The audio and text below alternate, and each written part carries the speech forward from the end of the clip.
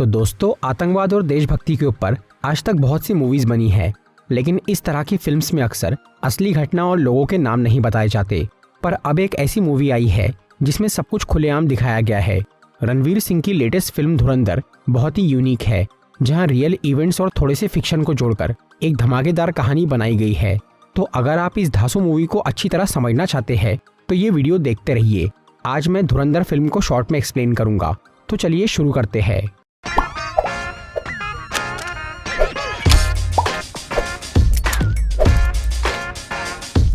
Movie की शुरुआत में ईयर 1999 का टाइम दिखाया जाता है, जहां एक इंडियन प्लेन IC-814 की हाईजैकिंग होती है, जिसे पाकिस्तानी आतंकवादियों ने किया था। तब इंडियन इंटेलिजेंस ब्यूरो का डायरेक्टर अजय सान्याल उन टेररिस्ट के साथ एक डील करता है और उस प्लेन के पैसेंजर्स को आज़ाद करवाता है। लेकिन अजय सान्याल उस घटना से बहुत गुस्सा हो गया था और वो पाकिस्तानियों को इसका मुंह तोड़ जवाब देना चाहता था, जिसके लिए वो एक प्लान तैयार करता है। पर रॉ के सेक्रेटरी उसे इस काम के लिए मना कर देते हैं। फिर 2 साल बाद सन 2001 में दिल्ली में पार्लियामेंट पे अटैक होता है, जिससे पूरा देश हिल जाता है। तब प्रधानमंत्री और विदेश मंत्री अजय सान्याल के उस प्लान पर अमल करने का फैसला करते हैं, जिसका नाम था ऑपरेशन धुरंधर। एक ऐसा सीक्रेट मिशन जिसमें एक अंडरकवर एजेंट को पाकिस्तान भेजा जाने वाला था, जो कि वहां के अंडरवर्ल्ड का हिस्सा बनकर पाकिस्तान की खुफिया जानकारी इंडिया को देगा। फिर अजय सान्याल ऑपरेशन धुरंधर के लिए एक जवान क्रिमिनल लड़के को चुनता है, जिसका नाम था जसकीरत सिंह।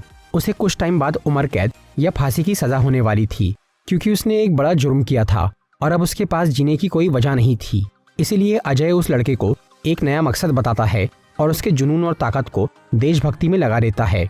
तब जसकीरत को 3 साल की ट्रेनिंग दी जाती है और वो 2004 में पाकिस्तान पहुंचता है, जहां वो अपना नाम हमजा अली रखता है और कराची शहर के लियारी इलाके में जाता है, जो कि एक बहुत ही खतरनाक एरिया था।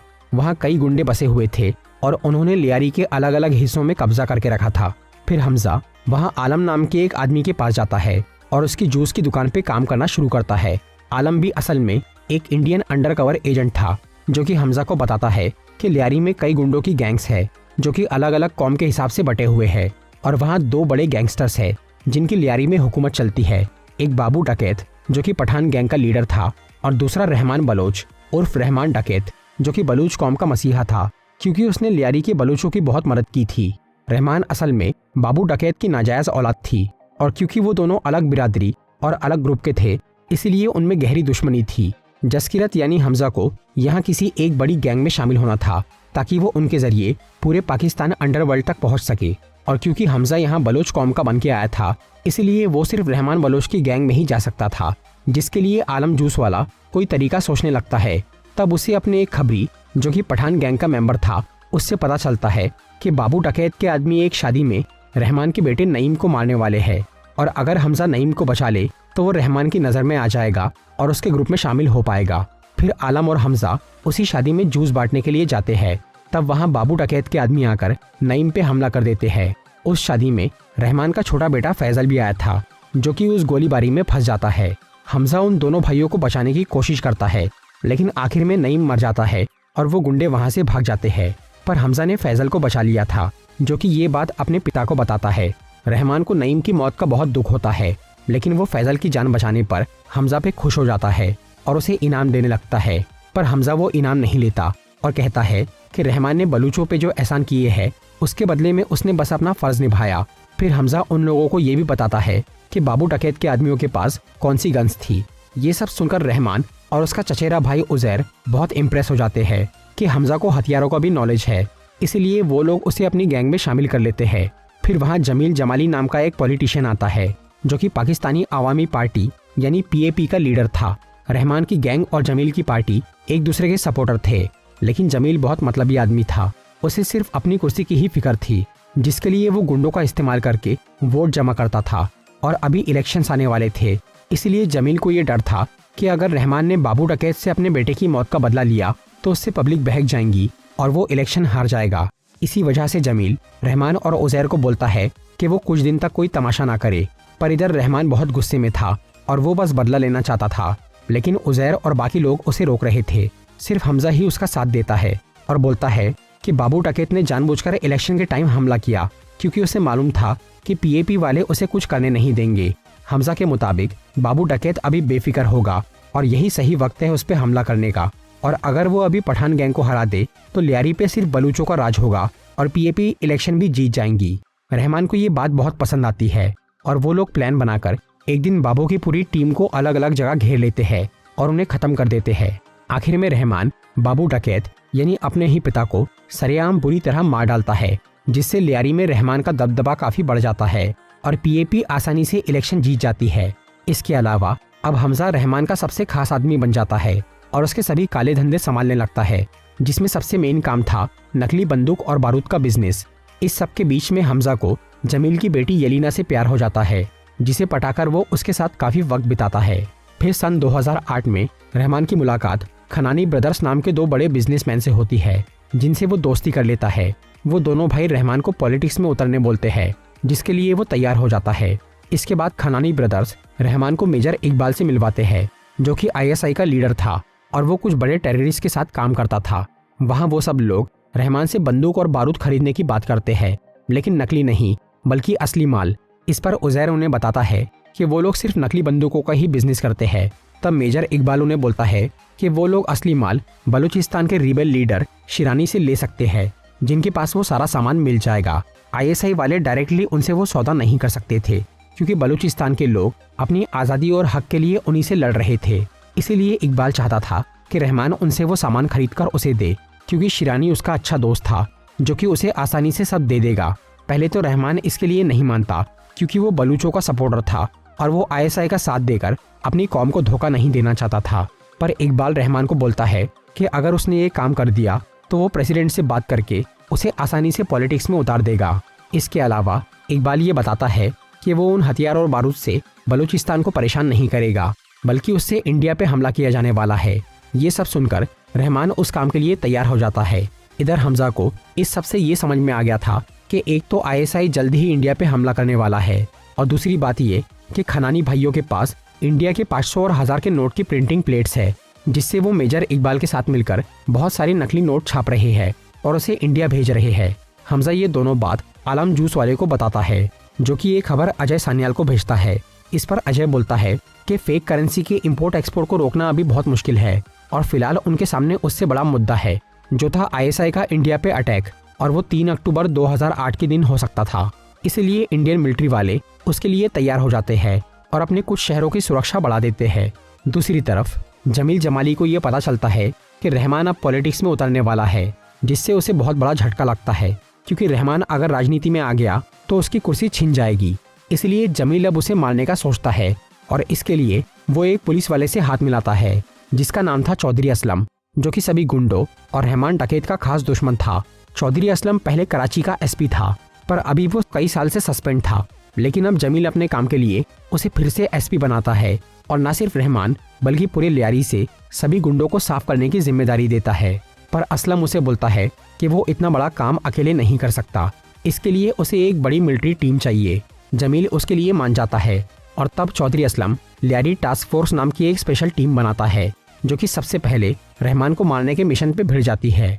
उधर रहमान की गैंग वाले बलूचिस्तान जाकर शिरानी से बहुत सारी गन्स खरीदते हैं, पर जब वो सामान मेजर इकबाल तक पहुंचाने का दिन आता है तो अचानक रहमान के छोटे बेटे फैजल की तबीयत खराब हो जाती है। इसलिए रहमान अपनी बीवी और बेटे के साथ हॉस्पिटल चला जाता है और वो उजैर और हमजा को उन हथियारों की डिलीवरी करने बोलता है। फिर वो दोनों जब गन्स पहुंचाते हैं तो वहाँ इकबाल कुछ जवान लड़कों को वो बंदूकें देता है, जिनमें से एक था अजमल कसाब। फिर यहाँ हमजा को इकबाल से ये पता चलता है कि इंडिया पे अटैक वाली डेट अब चेंज हो गई है, क्योंकि एक जासूस ने उन्हें पहले ही इन्फॉर्म कर दिया था। इससे हमजा को लगता है कि उसकी पोल खुल गई, लेकिन तब मेजर इकबाल उसे एक भारतीय जासूस के पास ले जाता है और उसे बुरी तरह टॉर्चर करता है। ये देखकर हमजा को बहुत बुरा लगता है, लेकिन फिलहाल उसे इस बात से राहत मिलती है कि उसका राज नहीं खुला। दूसरी तरफ जब रहमान अपने बेटे को हॉस्पिटल ले जा रहा था तो रास्ते में उस पर लियारी टास्क फोर्स वाले हमला कर देते हैं और आखिर में एसपी चौधरी असलम उसे गिरफ्तार कर लेता है, जो कि उसे मारने के लिए किसी सुनसान इलाके में ले जाता है। उधर जब हमजा और उजैर को रहमान की गिरफ्तारी के बारे में पता चलता है तो हमजा को घर के एक नौकर पे शक होता है कि उसने फैजल के खाने में कुछ मिलाया था, जिससे वो बीमार हुआ, ताकि रहमान वो हथियारों की डिलीवरी छोड़कर उसे हॉस्पिटल ले जाए और गिरफ्तार हो जाए। इसलिए हमजा घर जाकर उस नौकर को बहुत पीटता है और उससे सवाल पूछता है, जिससे उन्हें पता चलता है कि वो अरशद पप्पू नाम के एक गैंगस्टर के लिए काम करता है जो कि बाबू डकैत का साथी था। फिर उज़ैर और हमजा जमील को फ़ोन करके बोलते हैं कि वो रहमान को एसपी की कैद से छुड़वाए, जिसके लिए वो हाँ कहता है। पर असल में इस पूरे मैटर में उसी का हाथ था, इसीलिए वो बेफिक्र होकर टाइम पास करता है। इसी दौरान हमजा को जमील की बेटी यलीना एक वीडियो भेजती है जिसमें उसका पिता एसपी असलम और अरशद पप्पू के साथ मिलकर रहमान को मारने की बात कर रहा था। यलीना हमजा से बहुत प्यार करती थी, इसलिए उसने उसकी खातिर अपने पिता की जासूसी की। तब हमजा यलीना को अपने घर जाकर वहीं पे रुकने बोलता है। इसके बाद वो जमील को वो वीडियो भेजता है और उसे कॉल करके बोलता है कि अगर उसने रहमान को नहीं छोड़ा तो वो उस वीडियो को वायरल कर देगा और यलीना को मार देगा। ये सुनकर जमील बहुत डर जाता है और चौधरी असलम को फ़ोन करके उसे रहमान को छोड़ने बोलता है, लेकिन एसपी उसकी बात नहीं मानता और रहमान को मारने की तैयारी करता है। उधर हमजा को जब इस बारे में पता चलता है तो वो उज़ैर और कुछ गुंडों के साथ लियारी टास्क फोर्स के ऑफिस पहुंच जाता है और वहां वो लोग सभी पुलिस वालों को मारने लगते हैं।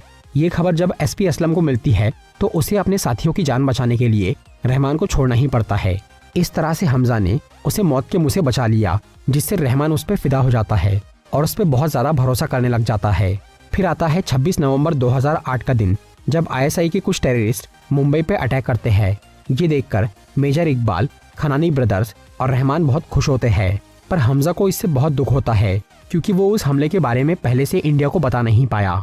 इसीलिए वो गुस्से में इकबाल, उसके साथी और रहमान को मारने का सोचता है, लेकिन आलम उसे रोक देता है और बोलता है कि उन्हें जोश के बदले होश से काम लेना होगा, क्योंकि अगर वो पकड़े गए तो उनकी सारी मेहनत बर्बाद हो जाएगी।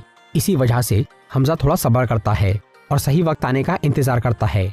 फिर 2009 में रहमान डकैत खुद की एक पॉलिटिकल पार्टी शुरू करता है जिसका नाम था पीपल्स अमन कमेटी, जिसका सपोर्ट पाकिस्तान का पीएम कर रहा था, क्योंकि मेजर इकबाल ने उससे रहमान की सिफारिश की थी। रहमान को पॉलिटिक्स में खड़ा देखकर जमील को बहुत बुरा लगता है। इस सब के ऊपर अब यलीना भी अपने पिता का घर छोड़कर हमजा के साथ ही रह रही थी, जिससे जमील को और तकलीफ होती है। फिर एक दिन हमजा यलीना को बोलता है कि वो अपने पिता को वहां मिलने बुलाए। तब हमजा जमील को बोलता है कि उसने आज तक अपनी कुर्सी बचाने के लिए कई गुंडों से हाथ मिलाया, लेकिन वो उसे कभी भी धोखा देकर उससे लियारी छीन सकते हैं। इसलिए अगर उसे राजनीति में अपना दबदबा कायम रखना है तो किसी ऐसे इंसान का साथ दे जो उसका रिश्तेदार हो और उससे वफादारी निभाए। मतलब हमजा इनडायरेक्टली जमील से उसकी बेटी का हाथ मांग रहा था और जमील को भी ये बात पड़ जाती है कि अगर उसने रहमान और अरशद जैसे गुंडों का साथ छोड़कर हमजा को अपना दामाद बनाया तो वो उसकी मदद से पूरे कराची और पाकिस्तान पर राज कर पाएगा। इसीलिए जमील वो रिश्ता कबूल कर लेता है। तब हमजा उसके साथ मिलकर रहमान को मारने का प्लान बनाता है, जिसमें वो एसपी असलम को भी शामिल करते हैं, क्योंकि वही एनकाउंटर करके रहमान को मारेगा। फिर हमजा और यलीना की शादी होती है, जिसमें सब लोग आते हैं। वहाँ मेजर इकबाल रहमान को बोलता है कि वो 15 अगस्त 2009 के दिन अमृतसर में मुंबई जैसा हमला करना चाहते हैं, जिसके लिए उसे हथियार चाहिए। तब रहमान और बाकी लोग शिरानी से माल लेने की तारीख सोचने लगते हैं, और क्योंकि उस वक्त बाकी लोग नशे में थे, इसलिए ये काम हमजा करता है और वो जानबूझकर एक ऐसी डेट चुनता है जिस दिन एक और प्रोग्राम था, ताकि आधे लोग कहीं और चले जाए और वो रहमान को मार पाए। फिर 9 अगस्त 2009 के दिन रहमान की पार्टी एक वाटर पाइपलाइन का उद्घाटन करने जाती है। वहाँ उज़ैर को शिरानी का कॉल आता है हथियारों की डिलीवरी के लिए, इसलिए उज़ैर कुछ लोगों के साथ वहाँ चला जाता है। तब हमजा उस उद्घाटन से लौटते वक्त रहमान की गाड़ी एक सुनसान जंगल की तरफ मोड़ लेता है, जहाँ आगे लियारी टास्क फोर्स उनका इंतजार कर रही थी। रास्ते में रहमान को शक होता है तो वो गाड़ी रोकने बोलता है, लेकिन जब हमजा वो कार नहीं रोकता तो रहमान और बाकी लोग उसे मारने की कोशिश करते हैं। तब हमजा उस कार को थोड़ा आगे ले जाता है और एक जगह क्रैश कर देता है, जहां एसपी असलम की टीम आ जाती है। फिर हमजा उस जंगल में भागने लगता है तो रहमान का एक आदमी उसका पीछा करके उससे लड़ाई करता है। तब हमजा उसे मार डालता है। उधर रहमान असलम से बच के जंगल में भागने लगता है और वहाँ उन दोनों की मारपीट शुरू हो जाती है। फिर हमजा भी वहाँ आ जाता है और एसपी की मदद करता है। आखिर में हमजा रहमान को पीट के बहुत घायल कर देता है और असलम उसके गले पे गोली मार देता है, जिससे वो मरने की कगार पे पहुंच जाता है। पर वो दोनों उसे जान से नहीं मारते, क्योंकि हमजा सबके सामने उसे बचाने का नाटक करना चाहता था। फिर वो जख्मी रहमान को एक ऑटो में बिठाकर हॉस्पिटल ले जाता है, जहाँ वो मर जाता है। फिर वहाँ उज़ैर भी आता है, जिसे हमजा ये बताता है कि एसपी असलम ने रहमान को मार दिया। फिर ये न्यूज़ हर जगह फैल जाती है और सबको लगता है कि हमजा ने रहमान को बचाने की पूरी कोशिश की, इसीलिए वो सबकी नज़र में हीरो बन जाता है। फिर हमजा अपने घर जाता है और अपनी डायरी में से रहमान डकैत का नाम काट के दूसरे टेररिस्ट को मारने की तैयारी करता है। इसके आगे की कहानी धुरंधर पार्ट 2 में दिखाई जाएंगी, जो कि अगले साल रिलीज होंगी। उस मूवी में हमें जसकीरत सिंह की बैक स्टोरी पता चलेगी और बाद में वो रहमान की जगह लेकर पाकिस्तान के अंडरवर्ल्ड को तबाह करेगा। तो दोस्तों, ये थी धुरंधर मूवी की explanation.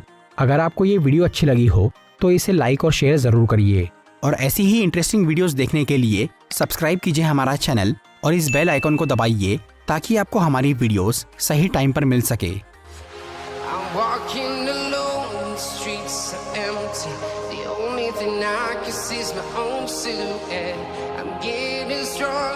Step by step, the clock is ticking, but there's no time for me.